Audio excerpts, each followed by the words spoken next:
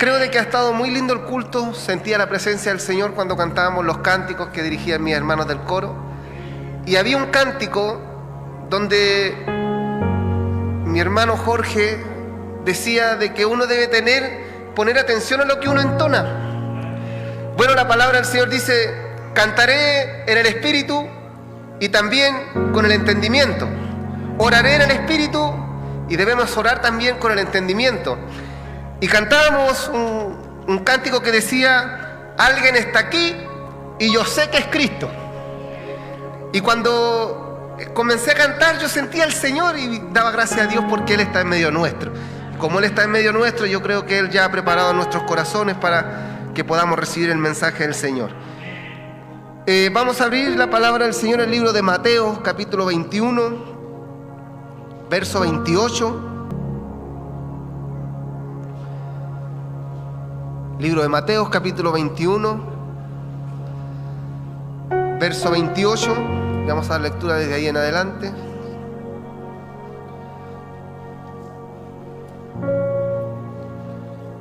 A medida que lo vamos encontrando, nos vamos poniendo de pie.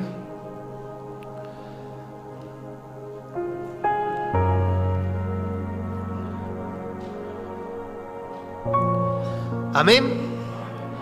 Amén. Entonces, habiéndolo encontrado, le damos lectura a la poderosa palabra del Señor, en el nombre de nuestro Dios, el Padre, Hijo y Espíritu Santo. Dice: ¿pero qué os parece? Un hombre tenía 2 hijos y acercándose al primero le dijo: Hijo, ve hoy a trabajar en mi viña. Respondiendo él dijo: no quiero, pero después arrepentido fue. Y acercándose al otro le dijo de las mismas maneras. Y respondiendo él dijo: sí, Señor, voy, y no fue. ¿Cuál de los 2 hizo la voluntad de su padre? Dijeron ellos: el primero. Jesús le dijo: de cierto os digo que los publicanos y las rameras van delante de vosotros al reino de Dios, porque vino a vosotros Juan en camino de justicia y no le creísteis, pero los publicanos y las rameras le creyeron, y vosotros viendo esto no os arrepentisteis después para creerle. Que el Señor añada bendición a su palabra. Padre eterno, Dios amado, damos gracias, Señor, porque tú nos das este alto privilegio todavía, Señor, de poder abrir estas páginas y poder meditar, Señor, en tu palabra. Tu palabra, Señor, dice: escudriñad las Escrituras, porque en ellas os parece encontrar la vida eterna. Sabemos, Dios mío, que por medio de ella nos santificamos. Tú nos das vida, nos libertas, nos sanas. Dios mío, produces muchos cambios en nuestra vida a través de tu palabra. Señor amado, solamente en esta tarde queremos disponer a oírnos y que tu palabra quede grabada en nuestros corazones. Señor, yo me dispongo para poder hablar de ella, Dios mío, y que toda palabra que salga de mi boca, Dios mío, sea de bendición y de edificación. Señor, sea su nombre bendecido, ponga su bendición, se lo rogamos por Jesucristo nuestro Señor. Amén. Gloria a Dios, gloria a Dios, gloria a Dios para siempre.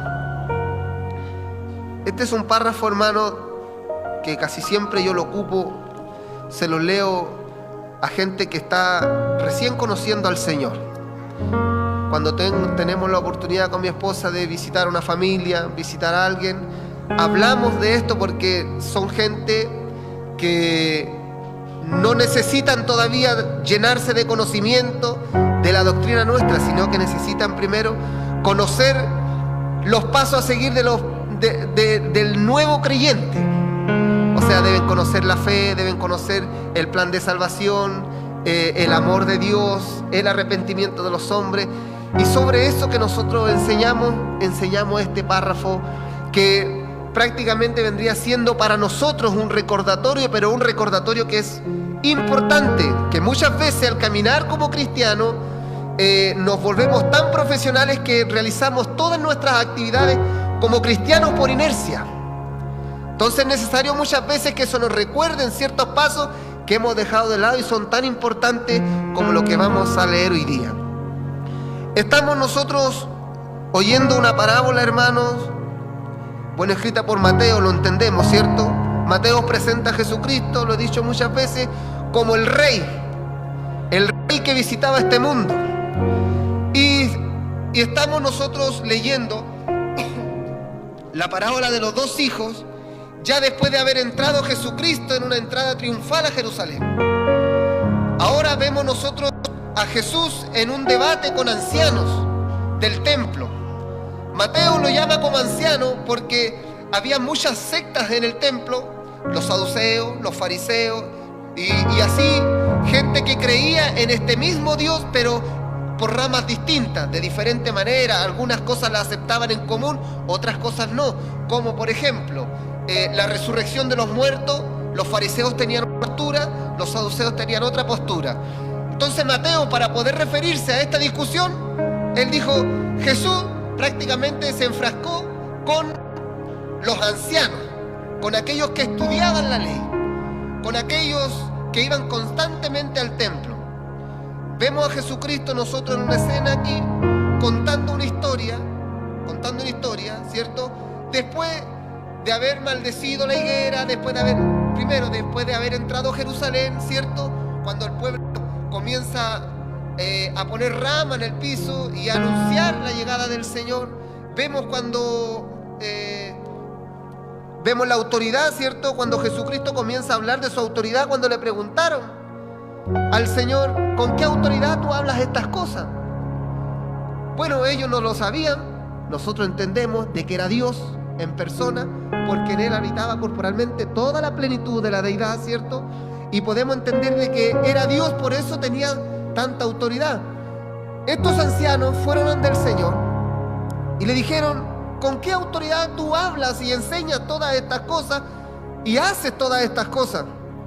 Entonces Jesucristo, como tenía esa capacidad de cerrar la boca de la gente, le da vuelta a la conversación y le dice, bueno, antes de yo responder, yo quiero preguntarle a ustedes primero, y si ustedes me responden, yo también respondo. Y dice el Señor Jesucristo le dijo, bueno, ¿quién mandó a bautizar a Juan? Como el Señor conocía los corazones, entonces los hombres dijeron, si decimos que fue enviado de Dios, bueno, vamos a tener un problema. Si decimos de que no fue enviado por Dios, vamos a tener otro problema también con el pueblo, porque tenían a Juan como profeta. No lo sabemos, dijeron. Bueno, como no respondieron, tampoco yo respondo. ¿De qué manera y con qué autoridad hago yo estas cosas?, dijo el Señor. Y sobre eso es que cuenta esta historia el Señor. Hombres doctos de la ley, hombres inteligentes, hombres que estudiaban día y noche en las Escrituras, hombres que sabían de las profecías, sabían las biografías de los profetas, hombres de esta altura intelectual, religiosa, no lograban entender de la manera clara que hablaba el Señor que el mismo Dios tenía que hablarle por ejemplos, por historias, por cuentos, por parábolas. Y es donde cuenta esta historia, donde un hombre tenía 2 hijos, vemos que era posiblemente un patrón, ¿cierto? Porque tenía una viña, y le dice a un hijo, hijo, vamos a trabajar mañana a la viña. No lo dice así, le dice, hijo, ve hoy a trabajar en mi viña. Y el primer hijo le dijo, no quiero. Para nosotros, por ejemplo, no tengo ganas. No, yo no quiero. Pero al final, arrepentido, él fue y colaboró con su papá. De la misma forma va y le cuenta al otro hijo, y el otro hijo dijo, sí, voy a ir. Y al final no fue. En ese simple ejemplo que está contando el Señor termina preguntándole y diciendo a estos ancianos, ¿cuál de los 2 hizo la voluntad de su padre? Y dijeron ellos, el primero.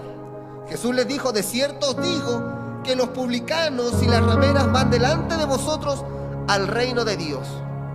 Ahora tenemos que pensar también que Jesucristo, al entrar en Jerusalén, entró con sus discípulos.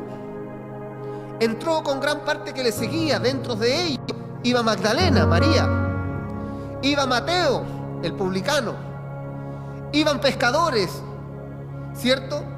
Iba Judas, el traidor. No iba gente posiblemente que pasaba todos los días en el templo. Vemos que la primera impresión del mensaje del Señor fueron gente del vulgo, fueron gente que no tenía nada que ver con el templo. Y juntos a ellos es que llega el Señor a Jerusalén. ¿Quiénes fueron los que recibieron al Señor? No eran los del templo. La gente, los judíos, se agolpó y comenzaron a recibir al Señor. Y los religiosos del templo son los que se enfrentan con el Señor Jesucristo para estos debates que estaba planificado por el Señor para dejarse crucificar en la cruz del Calvario y así poder nosotros recibir la salvación y el perdón de nuestros pecados. Miren,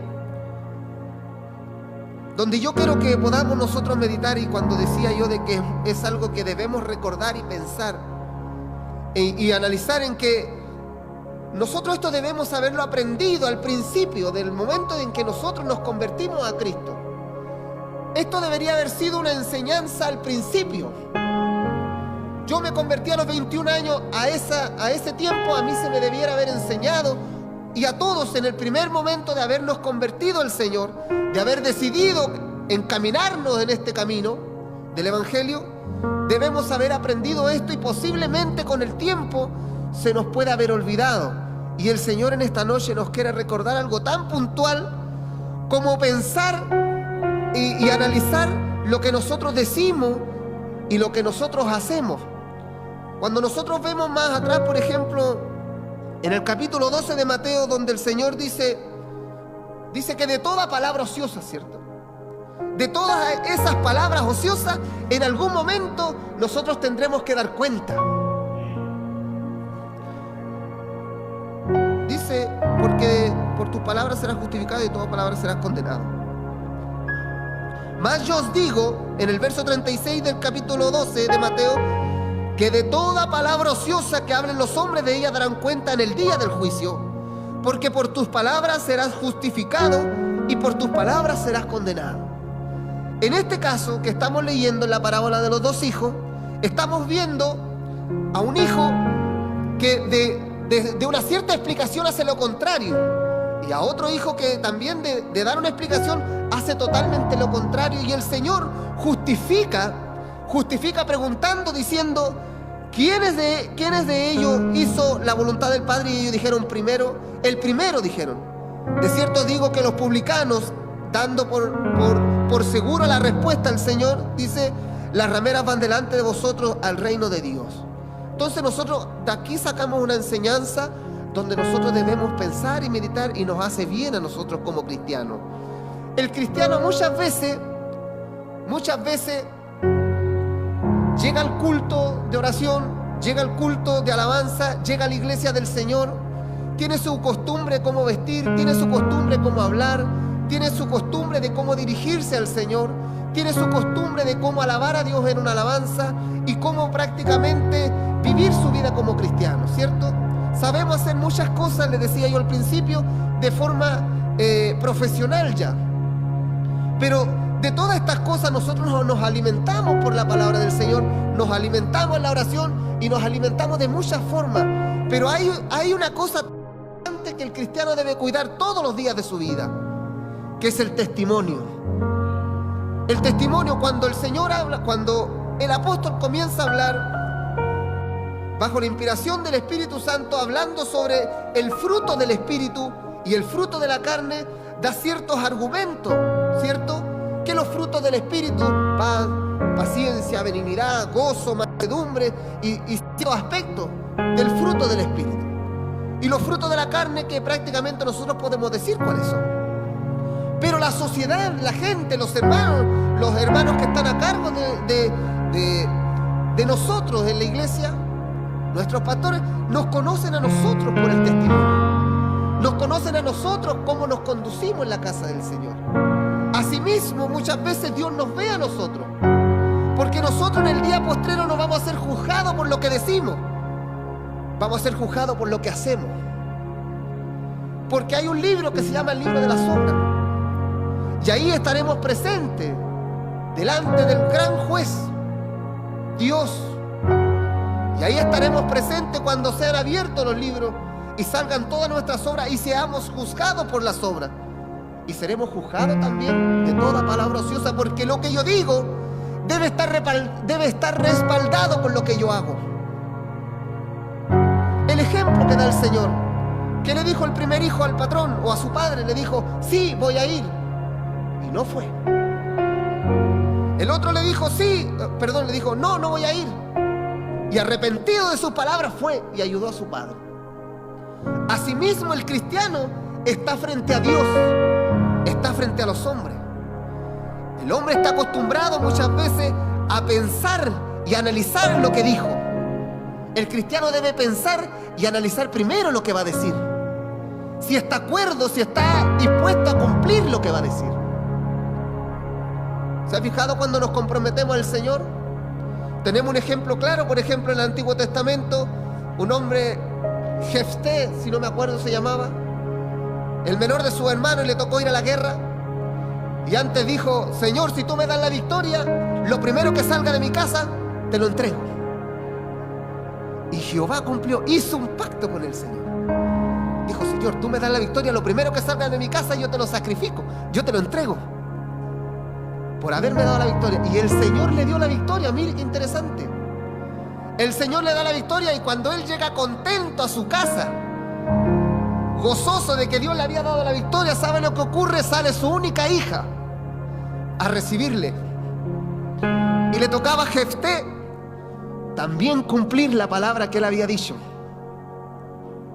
Y él dice que se estremece y comienza a decir, pero hija, ¿cómo se te ocurre haber salido a recibirme? Mira la promesa que le hice al Señor. Ella entiende, le dice, déjame ir a llorar allá. Mi juventud, mi virginidad, déjame ir a llorarla allá. Y Jefté la entregó, porque había un compromiso de por medio. Nosotros cuando nos convertimos y el Señor hizo ese gran milagro en nuestras vidas, ¿sabe lo que dijimos nosotros? Muchos de nosotros lo hemos dicho, Señor, voy a servirte hasta el último día de mi vida. Vienen las pruebas y lo primero que hace el cristiano, se va a su casa y se esconde. Lo primero que hace, cuando viene la enfermedad, lo primero que ponemos nosotros es la duda y dejamos a Dios de lado. Nos olvidamos que servimos a un Dios vivo, a un Dios real, a un Dios de poder. Por eso es importante saber lo que estamos diciendo. Mi hermano decía en delante, debemos saber lo que decimos, lo que cantamos, lo que profesamos. Cuando nos comprometemos con el Señor, cuando nos comprometemos con el siervo de Dios, cuando nos comprometemos simplemente por comprometernos. Cuando el hijo le dice, papá, voy y vuelvo, y ese voy y vuelvo dura 3 horas, 4 horas, 5 horas. Nunca existió un voy y vuelvo. Es un ejemplo que le doy, que es muy común. Es muy común. Papá, voy y vuelvo. Y llegó la hora del almuerzo y nunca llegó el hijo. Los hijos son así, ¿cierto? Por ejemplo, yo le digo a la Camila, Camila, ponte los zapatos, ya me los voy a poner. Y se va para otro lado y nunca se ponen los zapatos. Porque se acostumbran. Se acostumbran los hijos así. ¿Cuánto más nosotros los cristianos nos acostumbramos con nuestro Padre celestial?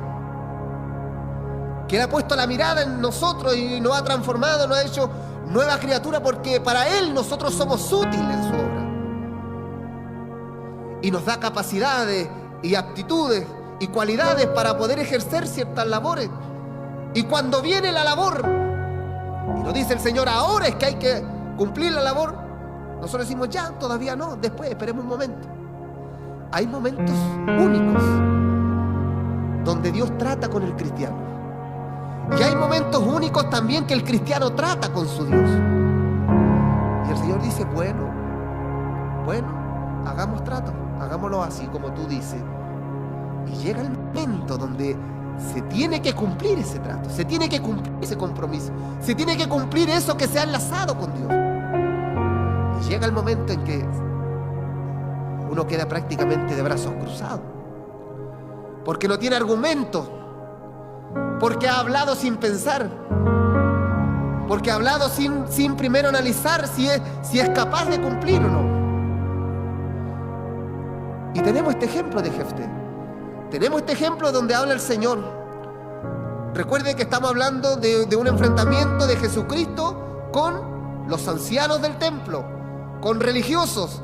Y termina el Señor diciéndole a esta gente, porque vino a vosotros Juan en camino de justicia, y no le creísteis, pero los publicanos y las rameras le creyeron, y vosotros viendo esto, no os arrepentisteis después para creerle. Entonces el Señor muchas veces, cuando nuestro compromiso está en la palestra, cuando nosotros le hemos dicho sí, Señor, y llega el momento de cumplir, muchas veces el nuevo o los que vienen llegando ocupan el lugar del que ya lleva una trayectoria. ¿Y sabe lo que ocurre de eso? El que ya lleva una trayectoria muchas veces se lamenta y dice: ¿por qué yo no? Porque muchas veces nosotros no queremos aceptar. No queremos aceptar que hemos hecho un compromiso con Dios. Porque muchas veces nosotros le decimos: sí, Señor. Muchas veces estamos nosotros en el culto. El otro día no recuerdo bien, y me tocó predicar, y yo me fui sorprendido para la casa. Porque uno está acostumbrado casi siempre a oír los amenes en el culto, ¿cierto?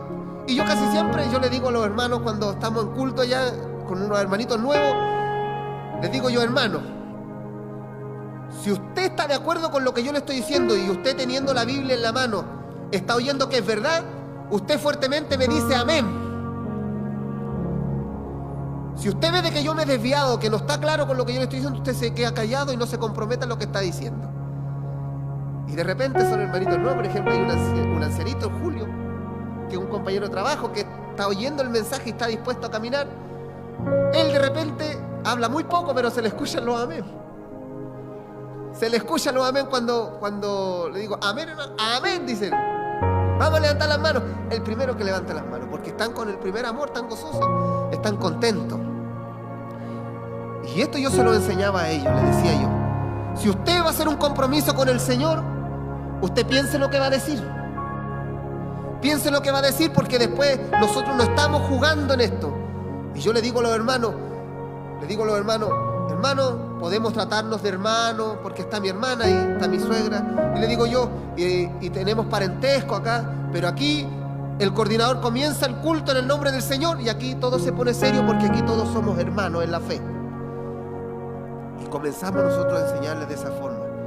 Y es bueno que nosotros recordemos, hermano, si nosotros vamos a decir algo que nos va a comprometer, que nuestro testimonio respalde lo que nosotros decimos. Aquí, afuera, en el trabajo, en el negocio, en todos lados. Porque ¿sabe una de las cosas que ha ensuciado y basureado el Evangelio? El testimonio de los cristianos.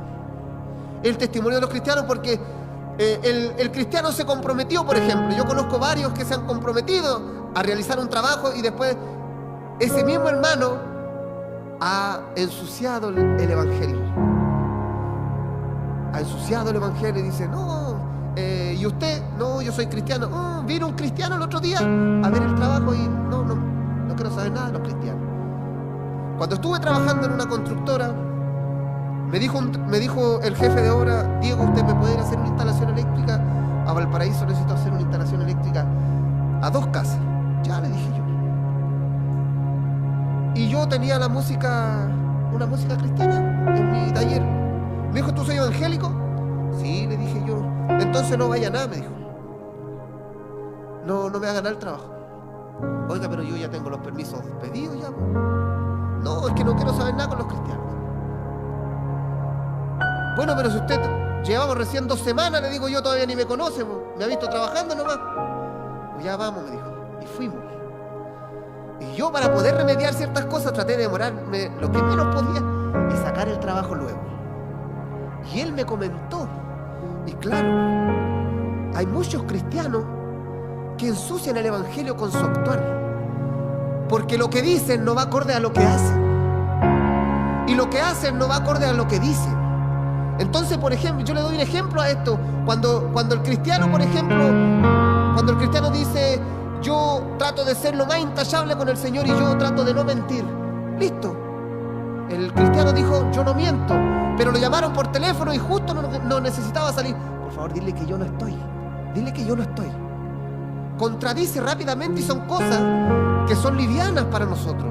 Pero de toda palabra ociosa daremos cuenta algún día.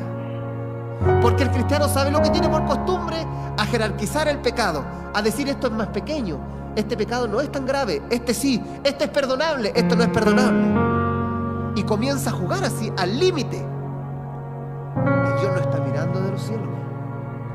Dios nos está mirando. Entonces cuando nosotros decimos sí prometernos, o cuando decimos cualquier cosa por decirnos, ojalá nuestro testimonio siempre vaya acorde a lo que decimos. Si no es así, va a llegar ese día del juicio. Casi nadie habla del juicio, ¿se ha fijado? Estamos terminando, hermano. Casi nadie habla del día del juicio final.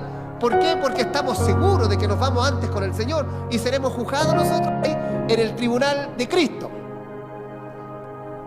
Pero también vamos a ser juzgados si Dios es justo para todo, con la única diferencia que nosotros hemos recibido del Señor y nos iremos salvados.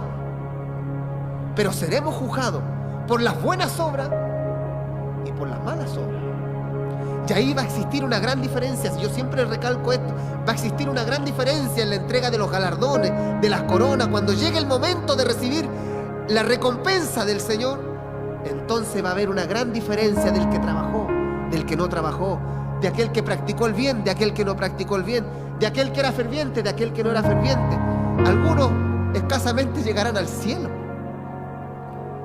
Por eso, cuando Dios llama no simplemente para ocupar la silla. Dios nos llama para ser útil. Cuando Dios dio la orden de poder ir por todo el mundo y predicar el evangelio a toda criatura, Él no le dio solamente a los discípulos, sino Él estaba estableciendo la labor de la iglesia. Y todos tenemos esa gran labor. Todos tenemos una gran misión que hacer. No en vano estamos nosotros en la casa del Señor. Nos alimentamos de la palabra del Señor, cómo conducirnos en santidad, y nos alimentamos también para cómo ser buenos obreros en la casa del Señor. Y cuando nos gusta muchas veces la labor, nosotros decimos amén. Y llega el momento en que tenemos que actuar. Y ahí nosotros vamos a decir, sí, ¿llegaremos a la viña a trabajar? ¿No llegaremos a la viña? Y me despido, hermano, con este gran ejemplo de este hombre Jefté. Imagínese esa historia. Se la cuento de nuevo y usted trate de imaginárselo.